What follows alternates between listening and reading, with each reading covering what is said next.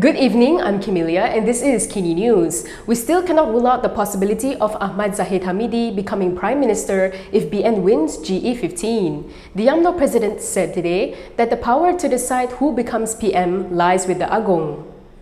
The young di-Pertuan Agong will decide who becomes the Prime Minister if BN wins the 15th general election. This is according to BN chairperson Ahmad Zahid Hamidi. He said the Agong, Sultan Abdullah Sultan Ahmad Shah, is constitutionally empowered to determine who will lead the country. Zahid added that under Article 43(1) of the Federal Constitution, the absolute power to appoint the Prime Minister lies in the hands of the Agong.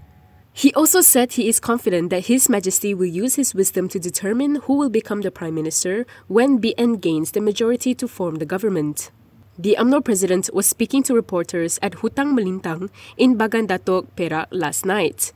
Traditionally, the Umno president will become the Prime Minister if BN wins a general election. However, BN has maintained that caretaker Prime Minister Ismail Sabri Yaakob will be the coalition's prime ministerial candidate should it win at the polls. Ismail Sabri has stressed that the decision for him to keep the country's top position was decided at last year's Umno General Assembly. Meanwhile, Khairy agrees that the Umno president should be the Prime Minister. However, he said the president should be Ismail Sabri Yaakob if BN wins. Khairy Jamaluddin said if Ismail Sabri Yaakob becomes the next Prime Minister, then he should also be made the Umno president. The caretaker health minister also hinted at a possible alliance between him, Ismail Sabri and Hishammuddin Hussein with regard to the Umno election. Ismail Sabri is the party vice president while Hishammuddin is the former vice president. Asked if he would contest again for the president's post, Khairy said they will discuss it when the time comes. Khairy added that if Ismail Sabri is going to be Prime Minister, Umno should support him as the president of the party. In an interview with BFM, he said for the deputy presidency, he will discuss it with Hishammuddin. Umno has postponed its elections to 6 months after the date of the general election. Quiz on whether he would join the cabinet if the coalition captures Putrajaya, Khairy said he will join Ismail Sabri's cabinet. Asked if he would be willing to be part of Umno President Ahmad Zahid Hamidi's cabinet, Khairy repeated he will join Ismail Sabri's cabinet because he is BN's candidate for Prime Minister and no one else. A past leader has claimed that PN and BN may join forces after GE15 to form a government in the event no party obtains a simple majority. Perikatan Nasional may work with BN to form the government after GE15. This is according to past Secretary General Taqiyuddin Hassan. He added that BN will most likely accept such cooperation. He said while they are open to combining with other parties, including BN, what is certain, PN will not accept Pakatan Harapan. The Energy and Natural Resources Minister was speaking to reporters after a ceramah in Kota Baru, Kelantan, last night.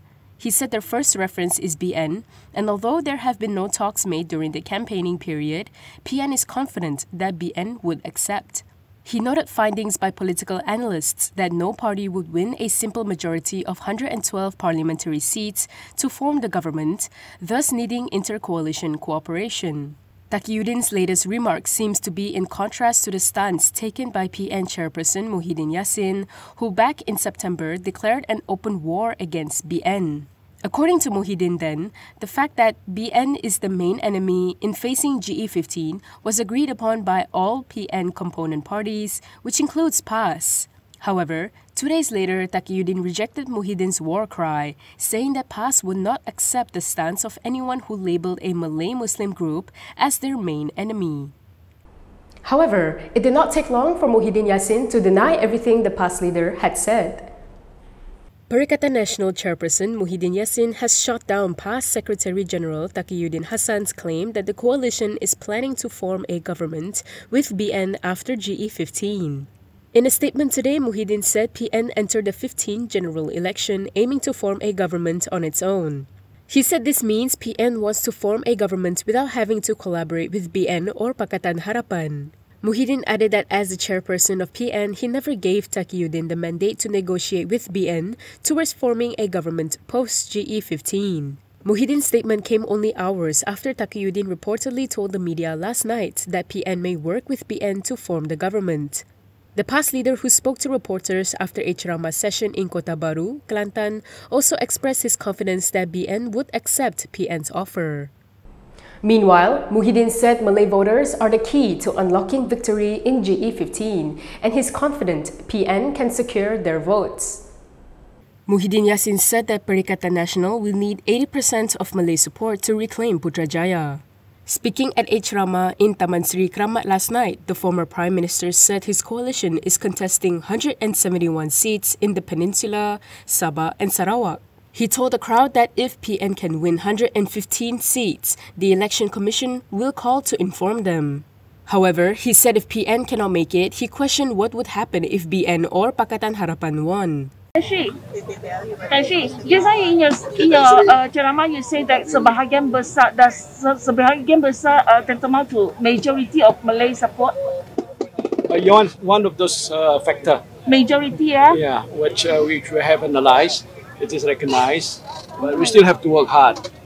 There are still a number of days, and we do hope that not just the Malay, the Chinese, Indian, people from Orang Asli, and of course Sabah and Sarawak. These are important components to determine who will win with the majority that is required.